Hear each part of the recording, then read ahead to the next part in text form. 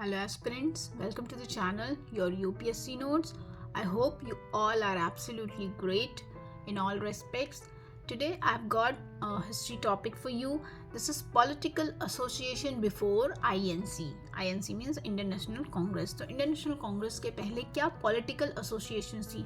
हमने पहले आपको मैंने बताया है अपने previous videos में कि सोशियो रिलीजियस रिफॉर्म्स बहुत सारे थे जिसमें different kind of socio religious reform leaders थे, but this is about not about those association, this is about political association जिनका nature was essentially a political. तो ये नोट जो है बेसिकली मैंने प्रीलिम्स पर्सपेक्टिव से कवर किया हुआ है, क्योंकि ये सारे एसोसिएशंस का एक डिटेल मेंस पर्सपेक्टिव से अलग नोट्स बनाया है मैंने, वो मैं आपको बाद में शेयर कर दूंगी, वीडियो बना दूंगी. But this is essentially a prelims perspective has been covered in this one. तो आप उस पर्सपेक्टिव से इसको माइंड में रख के वीडियो देखिए. तो the first is I have divided it in the region wise. Like Bengal में क्या association, political association क्या बन रहे थे, in Madras and Bombay, and as we all know these three were the presidencies, you know, the important region for British in the initial days, you know, even throughout their rule in India, the Bengal, Madras and Bombay. So in Bengal there were बंगा भाषा प्रकाशिका सभा 1836 में, जिसको राजा राममोहन रॉय के associates ने establish किया था. Alright, तो इसमें आपको प्रीलिम्स में इतना डिटेल में या उस तरह नहीं पूछता.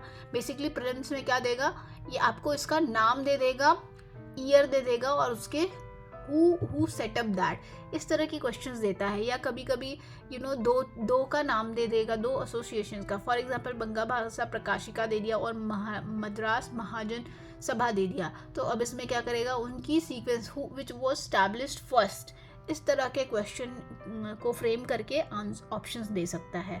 तो आपको इसको उस तरीके से माइंड में रखना है.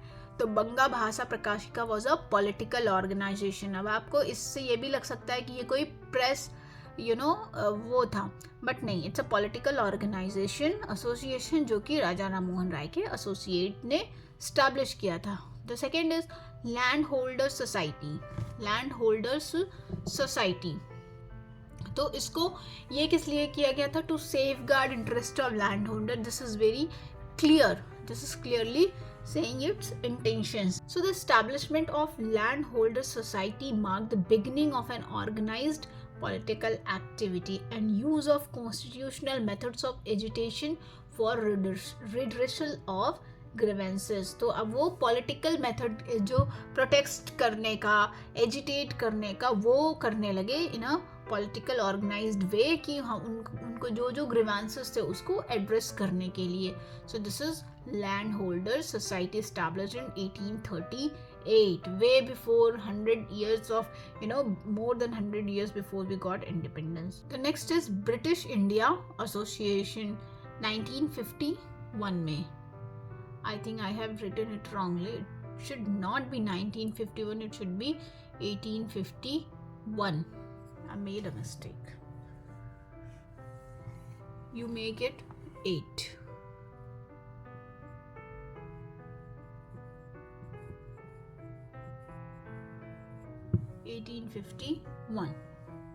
But before this, let us see what were the association in Madras and Bombay. सो मैड्रास में था मैड्रास महाजन सभा 1884 में BS अय्यर और अदर्स ने स्टैब्लिश किया था. This was also political association to fight the Britishers. Alright, तो मद्रास में ये था. और बॉम्बे में क्या था, बॉम्बे में देयर वाज दिस पूना सार्वजनिक सभा 1867 में स्टैब्लिश किया गया था. पूना सार्वजनिक सभा किसने किया था, MG रानाडे और अदर्स ने, to serve as a bridge between government and people. तो लोग जो जनता थी और गवर्नमेंट में एज अ ब्रिज काम करने के लिए, because the government was unapproachable to the local people. तो MG रानाडे ने पूना एक सार्वजनिक सभा स्टैब्लिश किया. देन बॉम्बे प्रेसिडेंसी 1885 में स्टैब्लिश किया गया by Firoz Shah Mehta and Badruddin Tyab ji and others. तो इन्होंने बॉम्बे प्रेसिडेंसी 1885 में स्टैब्लिश किया। ये सबका सीक्वेंस टाइमलाइन प्रीलिम्स पर्सपेक्टिव से थोड़ा आप याद रखिएगा। ये क्वेश्चन तो इवन जब मैं प्रीलिम्स दे रही थी तो ये आया था, फिरोज शाह मेहता बदरुद्दीन, थे पर इन ऑप्शंस और कोई एसोसिएशन का नाम लिखा था, we had to choose who founded that. तो that's why you have to keep in mind very carefully, और इस तरह से नोट बना लोगे तो आपको एक इमेज रहेगी, you will not forget it.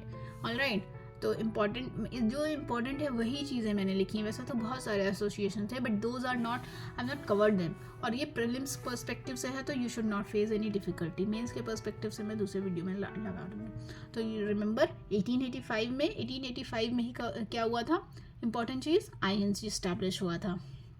तो 1885 में ही बॉम्बे प्रेसिडेंसी भी इस्टेब्लिश हुआ था। इसको फाउंड किया गया था by Firoz Shah Mehta, Badruddin Tyab ji and others ने।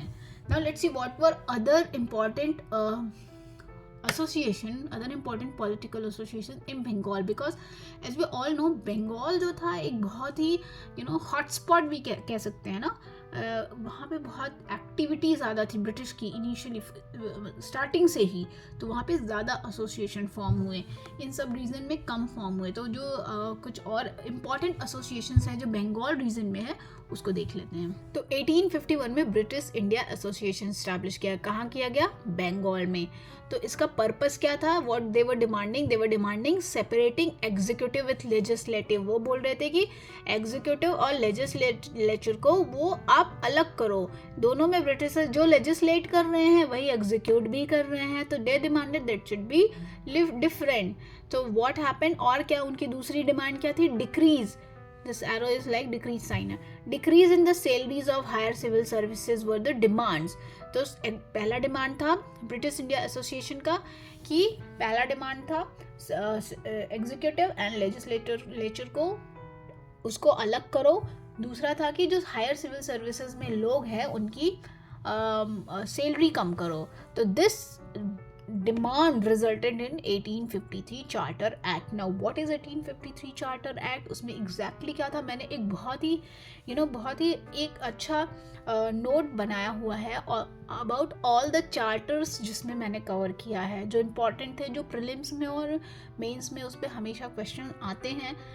तो वो मैं आपको वीडियो, आप उसको ज़रूर देखना जब मैं बनाऊंगी, तो नॉट अभी, after some time I will make video on those. मैंने इस तरह से वो नोट्स बनाए हैं which will be very easy for you to remember और ईजिली को रिलेट कर देंगे। मैंने उसको सारे चार्टर्स पे बनाया, तो 1853 का चार्टर वहाँ भी कवर किया है, so I am not explaining in detail here. तो ये दो जो डिमांड थी resulted in 1853 charter. Now next जो इम्पोर्टेंट एसोसिएशन बंगाल में फॉर्म हुआ था that was East India association. अब ईस्ट इंडिया एसोसिएशन को किसने फॉर्म किया था, दादा भाई नारोजी ने फॉर्म किया था 1866 में, 1866 में, to influence the British public to promote Indian welfare.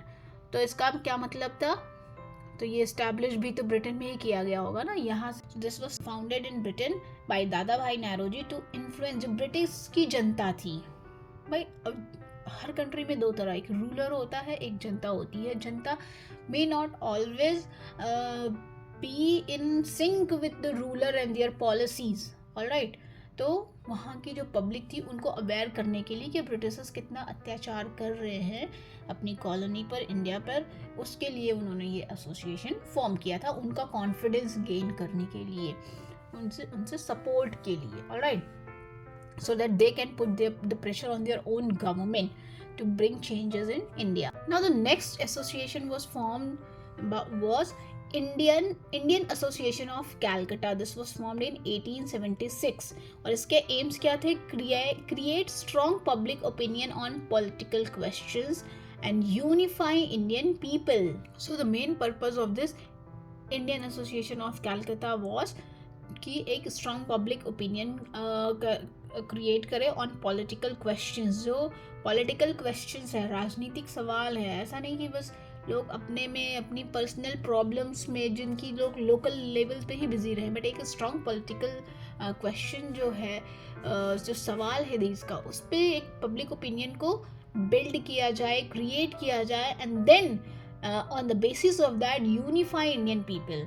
जब एक कॉन्शियसनेस सब में डेवलप होगी मासेस में, then they will automatically be unified. So this was the aim of Indian Association of Calcutta 1876. So these are the few pre-INC associations that I have covered in this video. And please note that the outlook of most of these associations were very regional in nature. मतलब क्या था, हर जगह अगर वो एक जैसे unify भी करना चाहते थे तो it was unifying all the Bengali and then fight the Britishers. उनका आउटलुक ये नहीं था कि ओके किसी भी एसोसिएशन का आउटलुक ये नहीं था कि ओके हम जो ये यूनिफाई कर रहे हैं across the region, across the language, पूरे इंडिया भारत के लोग यूनिफाई हो जाएं और हम इनसे फाइट करें, ऐसा नहीं था. That is why most of them did not succeed and INC, Indian National Congress, got the success because it was not local in nature. That is the most important reason of their, they did not gain so much success. but हम ये नहीं कह सकते इनका कोई role नहीं था. they did unify, क्योंकि आप कहते हैं ना बूंद बूंद से घड़ा भरता है. जब ये सारे एसोसिएशंस लोकल लेवल पर एक लोगों को चार्ज करने लगे, देन अल्टीमेटली धीरे धीरे इस रीजन में भी, लाइक साउथ में भी जनता चार्ज हो रही है, अपने लोकल लेवल पे ही हो रही है, बॉम्बे में भी हो रही है, बंगाल में भी हो रही है, डिफरेंट रीजन्स हो रही है, लोकली थोड़े थोड़े लोग हो रहे हैं. तो अल्टीमेटली जब बिगर पिक्चर बनती है तो वो सब ज्वाइन होते हैं, वो सारी फोर्सेस टुगेदर होती हैं, then become a big united power. So ये सारे association, even though they were regional in their outlook, they did not went in vain. They were successful at their level to create a consciousness which from local to it emerged into a national consciousness. So this is all for today's video. See you in the next video. Please like, share and subscribe this channel. Bye bye. Love you all.